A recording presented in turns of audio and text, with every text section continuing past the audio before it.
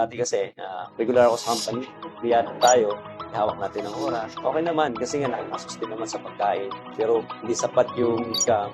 Hanap na ako ng hustle sideline. Grabe yung hirap doon dahil bayad utang lang ang nangyayari pag nasa apply mo tayo. So ramdam ko yung kakapusan. Pero yun nga, sa biyaya ng Panginoon, binigay sa akin si Encore na kilala ko. Ginawa ko lang siyang parang extra income.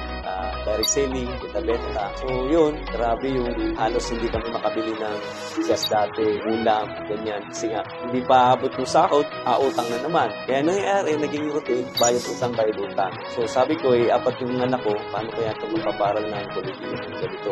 Kaya yun, manap ako ng pagkakataon kasi nakilala ko na sa Encore. Sabi ko, magbenta-benta ako. Yun, sa isang kahig, isang tuka na tinatawag. Pero ngayon, grabe, binago na Encore yung buhay ko. 180 down. Kaya salamat sa Panginoon dahil kay Encore, binigyan ako ng pagkakataon na mabago yung status ng buhay namin.